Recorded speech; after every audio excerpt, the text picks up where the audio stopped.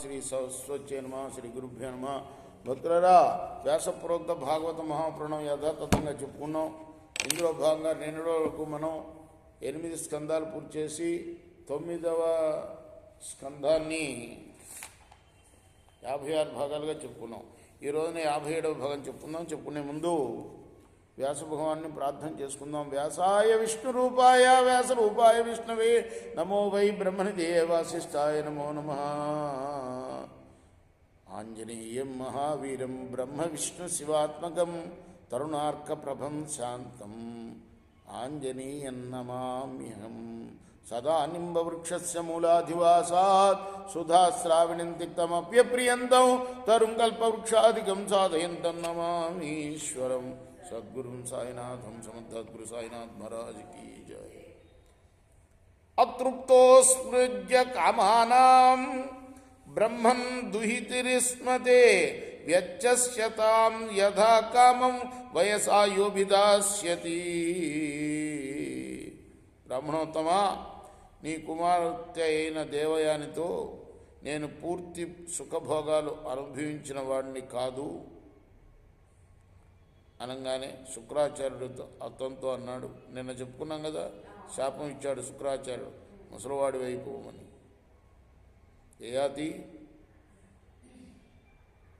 ఒకవేళ నీకు ఈ వార్ధక్యం కాకుండా యవ్వనం కావాలంటే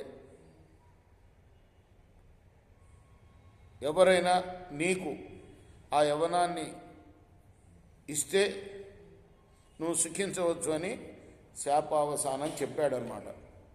శాపం నుండి తప్పించుకోవాలంటే ఎవరినైనా నువ్వు కోరితే వాళ్ళ యవ్వనం నీకు ఇస్తే నువ్వు ఈ వార్ధక్యాన్ని తప్పించుకోవచ్చు, ఈ శాపాన్ని అని. ముసలివాడి వైపు పొమ్మన్నాడు కదా, అది తప్పించుకుంటే మార్గం కూడా చెప్పాడు ఆయన.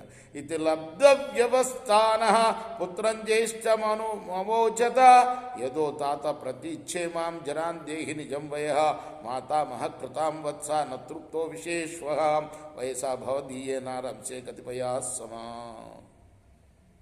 శుక్రాచార్యుడు ఇటువంటి వెసులుబాటును కల్పించగానే యయాతి తన నగరం చేరి పెద్ద కుమారుడైన యదువుతో, అంటే ఈయన అక్కడికి వెళ్ళాడు కదా దేవయాని అంట శుక్రాచార్యుడి ఇంటికి, అక్కడి నుంచి నగరానికి చేరుకొని, శుక్రాచార్యుడు అంటే ఆశ్రమంలో ఉంటాడు ఆయన, ఆచార్యులుగా.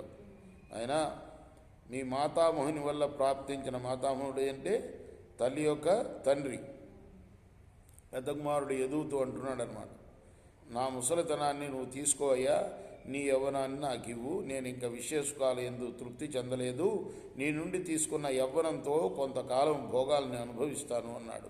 అప్పుడు యదు అన్నాడు, యదుర్వాచ నోత్సహేజరసాస్తాతు మంత్రా ప్రాప్తయా తవ అవిదిత్వా సుఖం గ్రామ్యం వైతృష్ట్యం నైతి పూరుష. తండ్రి, నేనైతే సిద్ధంగా లేనయ్యా నీ ముసల్తనాన్ని తీసుకుంటానికి. ఎందుకంటే మానవుడు విషయ సుఖాలని పొందకుండా వైరాగ్యాన్ని పొందజాలడు. విరాగి అయితేనే కదా ముసలితనం తీసుకునేది. విషయ సుఖాలను పొందకుండా ఎలా తీసుకుంటాడు అన్నాడు. పరీక్షణ్ మహారాజా, ఇదంతా ఎవరెవరికి చెప్తున్నారు? సుఖయోగి పరీక్షణ్ మహారాజుకి. పూర్వసుశ్చోదిత పిత్ర దృహ్యుశ్చానుశ్చ భారత ప్రచాచక్షురధర్మజ్ఞ యనిచ్చే నిత్యబుద్ధయ. పరీక్ష మహారాజా, యయాతి తన పుత్రులైన తుర్వసుని, దృహ్యుని, అనువును కూడా ఇలానే కోరాడు. కానీ అనిత్యమైన యవ్వనాన్ని శాశ్వతాన్ని భావిస్తున్న అల్పజ్ఞులవటం వల్ల వాళ్ళు అందుకు అంగీకరించలేదు. ఆ తర్వాత ఆయన అపృచ్ఛత్తనయం పూర్వం వయసోనం గుణాధికం నత్వమగ్రజవత్స్యామాం ప్రఖ్యాతుమర్హసి. చిన్నవాడున్నాడే కొడుకుల్లో, వాడు పూరుడు, వాడి పేరు.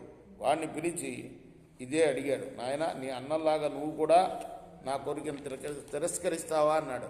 అప్పుడు పూరు అన్నాడు, పూరు ఉర్వాచ కోను లోకే మనుష్యేంద్ర పితురాత్మకృత పుమాన్ ప్రతికర్తుం క్షమో యస్య ప్రసాదాద్ విందతే పరం ఉత్తమశ్చింతితం కుర్యాత్ ప్రోక్తకారీ తు మధ్యమ అధమో శ్రద్ధయో కుర్యాద్ అకర్తోచ్చరితం పితుః.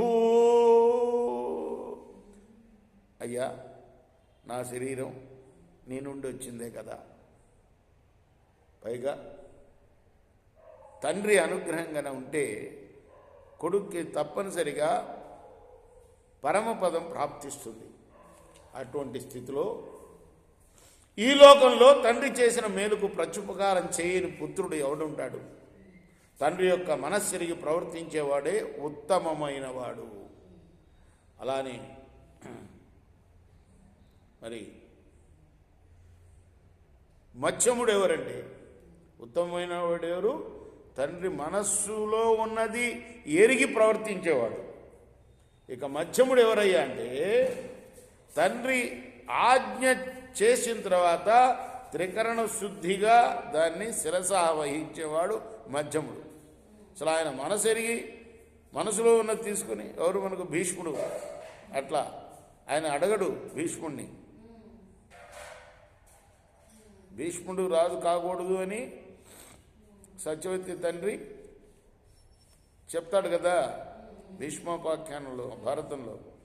అతను ఉండగా నా మనవాళ్ళకి రాదు కదా రాజ్యం, నా కూతురు కొడుకులకి రాదు కదా అంటే ఆయన వ్యధ పడుతుంటే ఆయనంతట ఆయన మనసు ఎరిగి నాకు అక్కర్లేదు రాజ్యం అంటాడు భీష్ముడు. అదే అన్నమాట ఇక్కడ చెప్తున్నాడు.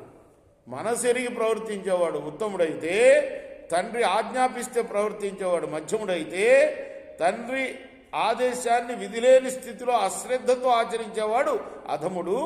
ఇక తండ్రి చెప్పినా వినకుండా దాన్ని వ్యతిరేకించేవాడు అధమాది అధముడు, అధముల్లో అధముడు. 4 రకాలని చెప్పి ఆయన పరీక్షణ్ మహారాజా ఇలా పలికి, ఇతి ప్రముదిత పూర్వు ప్రత్యగృహ్ణాజ్జరాంపితు సోపి తద్వయసా కామాని యథావజ్జుజుషే నృప. తండ్రి వార్ధక్యాన్ని స్వీకరించాడయా పరీక్షణ్ మహారాజా. పూర్వుడు ఆ యయాతి కూడా తన కుమారుడు ఇచ్చిన యవ్వనంతో తనివిదిరా సుఖాలను అనుభవించాడు. తర్వాత కథ రేపు మనం 50. అందుకోసమే మొట్టమొదటి ఎవరిని అడిగాడు? యదువుని అడిగారు. యాదవులకు రాజ్యం లేకుండా పోయింది దీనివల్లే. శపిస్తాడు తర్వాత, రేపు వస్తుంది ఆ ఘట్టం మనకు. యయాతి శపిస్తాడు అన్నమాట. లేకపోతే యదువులకు సంబంధించిన వాళ్ళందరూ కూడా రాజులే, వాళ్ళు కూడా రాజ్యార్హత కలిగిన వాళ్లే. రాజుల్లో ఒక తెగ అది యదువంశం. వాళ్ళకి రాజ్యం లేకుండా పోయింది యయాతి శపించడం వల్ల. కృష్ణార్పణమస్తు. జై కృష్ణార్పణమస్తు.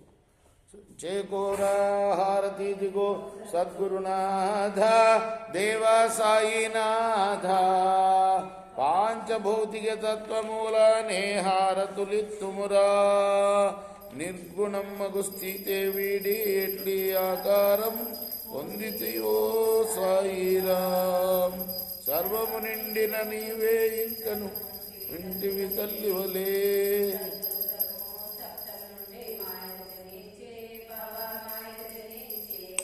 ఆ మాయ నుండి వేరే మాయ ఏ తీరుగా వచ్చే. సప్త సాగరాలు నీకు క్రీడారంగములు బాబా, క్రీడారంగములు. నీలీలా తల విస్తారణకే